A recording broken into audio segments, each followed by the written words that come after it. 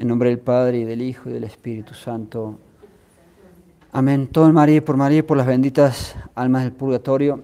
Retomamos el tema de las prédicas de la semana pasada, porque en honor del Papa San León Magno habíamos titulado esas pequeñas prédicas San León Magno y la infalibilidad. ¿Por qué? Porque la Santa Iglesia Católica nos pone a los sacerdotes en el breviario un fragmento de este gran Papa, el Papa San León Magno, que tiene que ver con la infalibilidad. Es un fragmento de su sermón segundo en el aniversario de su entronización. Y allí dice, relacionado con la infalibilidad, que la fe de Pedro y en él de sus sucesores, la fe de todos los papas, de tanta firmeza ha sido dotada por Dios, Divinitus, que a ella, a esta fe de los papas, la perversidad de la herejía jamás ha podido corromperla. Es decir, la herejía jamás ha podido corromper la fe de los papas. En un verdadero papa católico no puede entrar la herejía, no puede haber nada ni contra el dogma ni contra la moral. Nuestro dogma nos enseña que cuando el papa habla ex cátedra, cuando habla, después repartimos por favor porque distraímos a las personas. Cuando el Papa habla ex cátedra, es decir, cuando habla como autoridad, como máxima autoridad desde su cátedra, desde su trono, desde su sede, cuando define una doctrina de fe y de costumbres, goza de la infalibilidad. No puede cometer ningún error, ni contra la fe, ni contra la moral. Y la infalibilidad, hemos enseñado en varias oportunidades, abarca toda enseñanza de los papas en este tema de dogma moral, sea el magisterio solemne, que muy rara vez se utiliza. Hemos dicho varias veces que en 170 años 2 veces tan solo lo han utilizado. Y sobre todo goza de infalibilidad en lo que es, me permito decir, el 99% de las enseñanzas de todos los papas, que es su magisterio ordinario, su magisterio habitual o común. En toda enseñanza de los papas, como papas, ex cátedra, significa eso, no hay error, ni puede haber error, ni contra la fe, ni contra la moral. Y esto es clave por las épocas que nos han tocado vivir para poder entender en qué situación estamos los católicos frente a esta falsa iglesia y religión que han formado moderna, como se suele llamar, con el Concilio Vaticano II. ¿Por qué? Porque vemos que en forma muy abundante todos estos supuestos, entre comillas, papas modernos, Juan XXIII, Pablo VI, Juan Pablo I, Juan Pablo II, Benedicto y Francisco, estos supuestos modernos constantemente enseñan cosas contra el dogma y contra la moral. Entonces, allí hay un problema. Sabemos por nuestra fe católica que un verdadero papa jamás puede enseñar algo ni contra el dogma ni contra la moral. Y vemos que todos estos modernos hasta el día de hoy, desde el Concilio Vaticano II, enseñan, no sé si decir cientos, enseñan muchas cosas contra el dogma y contra la moral. Entonces, ¿qué pasa allí? Por lo mismo que sabemos nuestra verdad y nuestra realidad de católico, por lo mismo que sabemos nuestros dogmas, por lo mismo que sabemos que un verdadero papa no puede enseñar nada contra el dogma y nada contra la moral, verificamos entonces frente a esa realidad que son falsos papas, que son antipapas, como ha habido tristemente muchas veces a lo largo de la historia. Pues bien, estamos en otro periodo, tal vez el último, tal vez el peor, se muestra como el último, se muestra como el peor, se muestra como épocas apocalípticas, porque no se puede arreglar esto por mano humana, y simplemente verificamos la realidad de que los nombrados, los modernos nombrados, al enseñar cosas contra el dogma y contra la moral, se nos manifiestan como falsos papas. Un verdadero papa no puede hacer eso. Como dice ese famoso dicho, como muestra un botón. Podríamos estar días y meses de estudio viendo todos los documentos del Vaticano II hasta el día de hoy, viendo cosas contra el dogma y contra la moral. Pero repetimos el dicho, como muestra un botón, y vamos a hacer 2 botones en vez de 1. Y vamos a tratar de referirlos a temas de actualidad en los 2 últimos documentos que han salido bajo el gobierno de Francisco. El primer botón o el primer documento es contra la moral y fue con fecha 18 de diciembre del año pasado, apenas unos pocos meses, es la declaración Fiducia Supplicans. En esa declaración, que está firmada o autorizada por Francisco, pero a través del argentino Víctor Manuel Fernández, que es un hombre con varios problemas, firma él, pero en nombre de Francisco, es el encargado de la doctrina de la fe. En ese documento se establece o se permite la bendición de parejas de homosexuales, la bendición de parejas de lesbianas, la bendición de parejas en concubinato y la bendición de parejas en adulterio. Jamás un verdadero papa podría autorizar a los supuestos sacerdotes del mundo entero a que hagan este tipo de bendiciones, porque se está cohonestando acciones pésimas y acciones antinaturales, acciones contra el matrimonio y acciones antinaturales. Allí tenemos claramente un documento de Francisco a través de su encargado de la doctrina para la fe en contra de la moral. Pues bien, un verdadero papa no puede nunca determinar un documento así. ¿Se imaginan a San Pío X dando la orden a todos los sacerdotes del mundo a que hagan este tipo de bendiciones? Imposible. Ahí tenemos una primera muestra.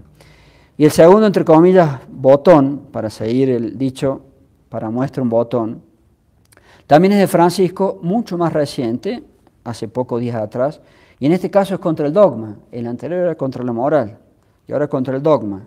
Esta nueva declaración se llama Dignitas Infinita, y tiene fecha 8 de abril. Hoy estamos a 17, todavía no hace 10 días de este último documento. Y en este último documento, Dignitas Infinita, también autorizado o firmado por Francisco a través de Víctor Manuel Fernández, este hombre que también es de Argentina, el encargado de la doctrina de la fe. Allí se manifiesta que el ser humano, nosotros, tenemos dignidad infinita, pues es bastante evidente que el único que tiene dignidad infinita es Dios, no el ser humano. Y además es muy curioso, para quienes tal vez sepan o tal vez no, pero es muy curioso cuando uno estudia algunos de los tantos puntos de la herejía de los gnósticos, es increíble cómo coincide. Coincide en dos puntos bastante clásicos de la herejía de los gnósticos. Uno referido al ser humano y otro referido a todo el resto de las cosas. En esta semejanza de este documento a la herejía de los gnósticos, al decir que el ser humano tiene una dignidad infinita, hay un punto de ellos, de los herejes gnósticos, que está bastante unido a las palabras de este documento. En el número 1 de este documento de Francisco, Dignitas Infinita, dice así: una dignidad, es literal, una dignidad infinita que se fundamenta inalienablemente en su propio ser. En filosofía el ser es el ese, y ahí entra un error de los gnósticos, está el buen criterio del ese y está un error de los gnósticos, que se fundamenta en su propio ser. Una dignidad infinita le corresponde a cada persona humana más allá de toda circunstancia. Todo ser humano tiene una dignidad infinita más allá de toda circunstancia, dice el documento. Pues bien, ¿qué decían los gnósticos? Los gnósticos, en el ser, todas las criaturas creadas tenemos una esencia y un ese, o ser. Ellos dicen que el ser es participado de Dios, hasta allí va bien, eso es buena filosofía, Santo Tomás enseña lo mismo, pero cuando explican qué es tener un ese participado de Dios, ellos dicen que cada ser humano tiene una partecilla de Dios, tiene una parte de Dios. Otro término bastante acuñado entre los herejes gnósticos es que los seres humanos tenemos una divine spark, dicen en inglés, una chispa divina, un rayo de la divinidad. Tenemos algo de Dios en nosotros mismos. Pues bien, si tenemos algo de Dios dentro de nosotros mismos, tenemos una cierta dignidad infinita. Ahí se puede decir la herejía que está manifestada en este documento. Y si tenemos algo de Dios dentro de nosotros mismos, pues bien, es imposible que algo de Dios vaya al infierno. Luego, todos los seres humanos se salvan. Así lo decía Juan Pablo II en Redemptoris Missio, si no me equivoco, en el año 1990. Todo ser humano está salvado, todos se salvan por la unión de Cristo con la humanidad a través de la encarnación. Doctrinas muy, muy similares a las doctrinas gnósticas, a las doctrinas de los gnósticos. Eso con relación al ser humano, pero los gnósticos van más allá.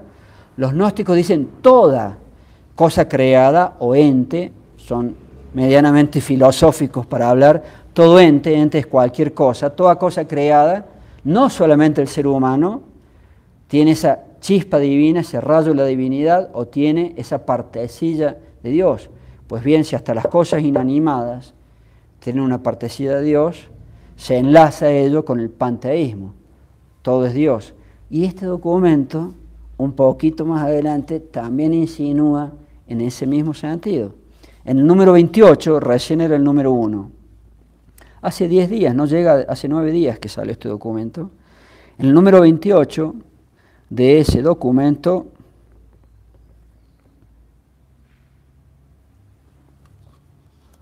dice lo siguiente.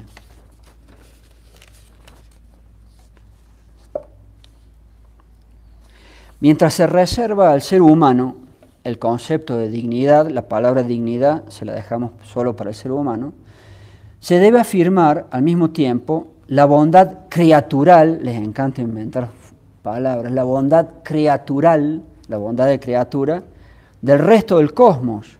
Las distintas criaturas, queridas en su propio ser, en su ese propio de la filosofía, reflejan cada una a su manera un rayo de la sabiduría y de la bondad infinitas de Dios, casi igual que los gnósticos. Ya no solamente el ser humano, sino todo el cosmos, todas las cosas creadas, reflejan un rayo, una chispa divina, un rayo divino, una partecilla de Dios, acá la palabra es rayo, un rayo de la sabiduría y de la bondad infinitas de Dios. O sea que en cada cosa hay un rayo de la bondad y sabidurías infinitas de Dios.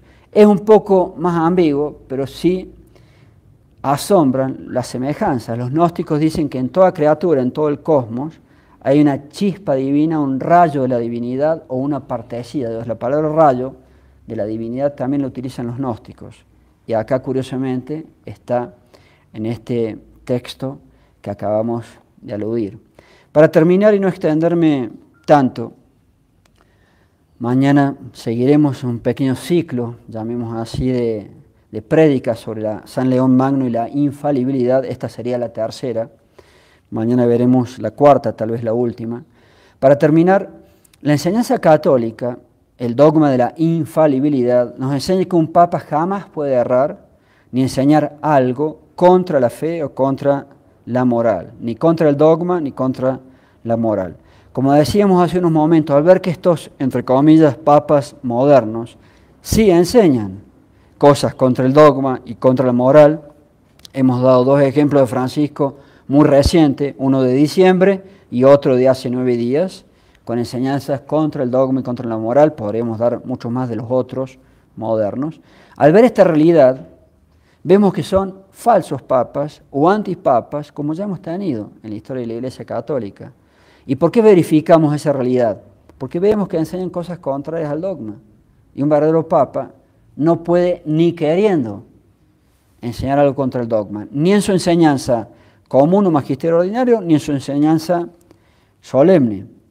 Y hasta esta realidad, entonces, de estos, entre comillas, papas modernos, enseñando cosas así, y con la enseñanza, además, de un verdadero papa del siglo XVI, el Papa Paulo IV, 1559, su documento, la bula Cum ex apostolatus officio.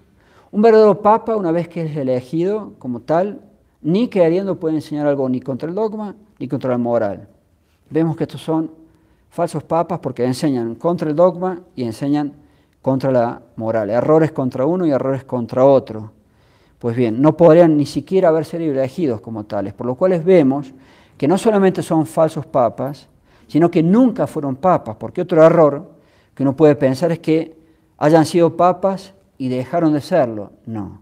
Cuando alguien es un verdadero papa ya no puede errar ni en el dogma ni en la moral. Podrá errar en química, podrá errar en medicina, podrá errar en matemáticas, pero en dogma y en moral, una vez que es elegido verdaderamente, ya no puede errar más. Entonces la verdadera doctrina católica nos enseña que no es que fueron papas y dejaron de serlo, sino que en realidad nunca lo fueron y su elección fue nula, porque en el fondo la herejía quita de la Iglesia Católica, y no solamente estos modernos tienen herejía, sino que aquellos quienes los han elegido, los supuestos cardenales, también están todos imbuidos en toda esta religión falsa moderna del concilio, tapados de herejía. Fue una elección que nunca valió. Repito la última enseñanza, no es que fueron papas y dejaron de serlo, no. Cuando alguien realmente es elegido papa, ya no puede errar ni en fe ni en moral, ni queriéndolo, porque Dios interviene allí. Y estos en realidad nunca fueron papas, no es que lo fueron y dejaron de ser. Su elección fue nula, por lo cual nunca valió como tal. Mañana, Dios mediante, seguiremos con algunas pocas enseñanzas que queremos transmitirles también alrededor de estos temas. Ave María Purísima. En nombre del Padre, y del Hijo, y del Espíritu Santo. Amén.